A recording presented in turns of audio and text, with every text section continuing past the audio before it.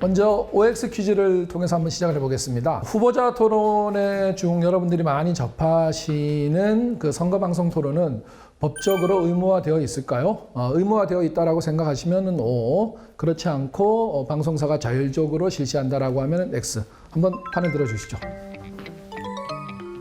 예, 다들 너무 잘 알고 계십니다. 판을 들어주신 대로 이 후보자 토론회는 엄연히 법률로 규정이 되어 있습니다. 그래서 공직선거법 제82조의 2에 따른 각종 공직선거의 후보자 대담 토론회와 또 같은 법 82조의 3 공직선거 정책 토론회를 의미합니다. 그리고 또 그 앞에 81조와 82조의 규정에 따른 대담 토론회도 있긴 한데요. 이것은 공직선거법상의 후보자 토론으로 규정할 수 있긴 하지만 방송사가 자율적으로 하는 것이고 법정으로 의무화된 토론회는 아닙니다. 그래서 일반적으로 후보자 토론회는 우리가 개념 정의를 먼저 좀 간단하게 한다라면은 대통령, 국회의원 그리고 지방자치단체장과 의원 등 공직선거 출마자들을 대상으로 정책과 공약을 알리고 또 이에 대한 후보자 상호 토론을 진행하는 것을 의미합니다. 그러면은 왜 이렇게 우리는 후보자 토론회를 하느냐?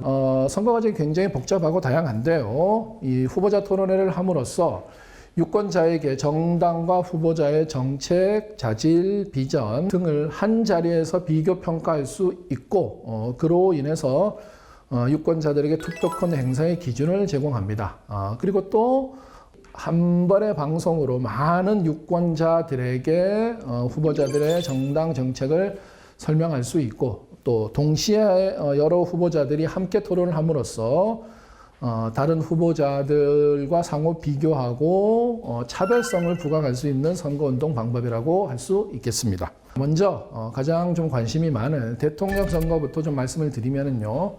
다른 선거에 비해서 좀 관심도도 높고 비교적 유권자들에게 많이 익숙한 편입니다. 그래서 이 대통령 선거를 할 때는 후보자 1인 또는 수인을 초청해서 3회 이상 실시한다고 법에 명시되어 있습니다. 그리고 모든 후보들을 다 초청하기가 사실 현실적으로 어려운 측면이 있잖아요. 그러다 보니까 초청 토론회의 경우는 약간의 제약 조건을 두고 있습니다.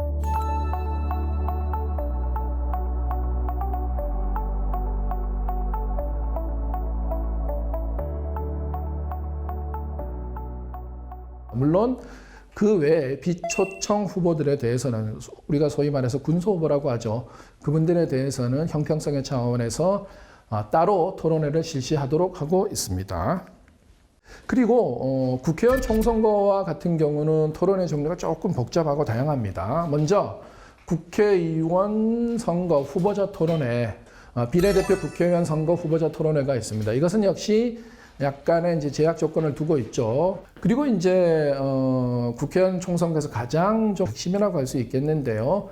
지역구 국회의원 선거 후보자 토론회입니다. 이것은 역시 이제 각 지역구 선거에 출마한 후보자들이 1회 이상의 대담 또는 합동 방송 연설회를 하도록 법에 규정되어 있습니다. 그래서 이러한 그 토론회는 공영방송사가 텔레비전을 통해서 반드시 중계방송하도록 되어 있습니다. 그리고 이제 지방선거의 경우는 선거운동 기간 중에 1회 이상을 실시하도록 명시하고 있고요. 역시 약간의 제약 조건을 두고 있습니다. 후보자 토론회가 법으로 정착되기 이전에 과거의 선거운동은 어땠을까요? 보면은 기존에는 미디어가 아무래도 좀 덜 발달했었죠. 그래서 유권자들이 후보자를 만날 수 있는 것은 직접적인 면대면 접촉을 통한 것이 거의 유일했습니다. 그래서 선거에 출마한 후보자와 정당이 대규모 청중을 대상으로 직접 정당의 정책과 공약을 소개하고 그리고 자신의 정견을 밝히는 방식으로 진행되었습니다. 그러다 보니까 아무래도 자신의 지지세를 좀 과시할 필요가 있었거든요. 그러다 보니까 의도적으로 동원된 청중이 만들어지기도 했습니다. 우리 혹시 학생들 중에서 고문신 선거라든가 막걸리 선거란 말을 들어보셨나요? 말 그대로 선거에서 표를 얻기 위해서 그리고 또 청정을 동원하기 위해서 유세 현장에 나오는 사람들을 대상으로 막걸리도 제공하고 또 여성들에게는 고무신도 제공하고 그야말로 그 금품과 향을 제공하는 것이 과거 선거에서는 대단히 빈번한 일이었습니다. 좀 더 자신의 지지세가 많다라는 것을 과시하기 위해서 뭐 보라매 공원이라든가 또 서울 같은 경우는 여의도 공원, 지금은 이제 공원화되어 있습니다만 예전에 거기가 넓은 광장이었거든요. 거기에 대규모로 군중들을 동원하는 일이 비일비재했었습니다. 그러다 보니까 군중들이 동원되다 보니까 아무래도 정당의 입장에서는 비용이 들어갈 수밖에 없었고 또 합동연설회를 할 경우 동원된 그 지지자들 사이에서 충돌이 일어나는 일도 발생했었습니다.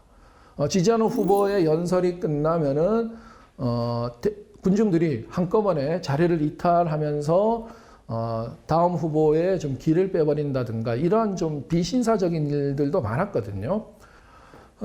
그렇기 때문에 이 후보자 토론회라는 것은 과거의 고비용 저효율 선거운동의 폐해를 극복하고 이것을 이제 법에서 반영해서 후보자 토론회를 정식으로 법제화하게 되었습니다. 13대 대통령 선거에서 TV 토론이 법제화되었습니다. 그리고 1995년 제1회 종국 동시지방선거에서 최초로 TV 토론회가 실시되었고요. 국회의원 선거 같은 경우는 2004년 17대 국회의원 선거부터 최초로 TV 토론회가 도입되었습니다. 지금까지 TV 토론회, 후보자 토론회가 정착되는 과정을 설명드렸는데요. 자, 여기서 가장 중요한 것은 미디어의 역할이 굉장히 중요해졌다라는 것이고 이 미디어가 민주주의의 꽃이라는 선거 과정을 운영하는 데 있어서 가장 핵심적인 기제가 되고 또 그중에서 법률로서 제도화된 장치가 바로 선거방송 토론 그리고 제가 오늘 강의를 할 후보자 토론회라고 할 수 있습니다.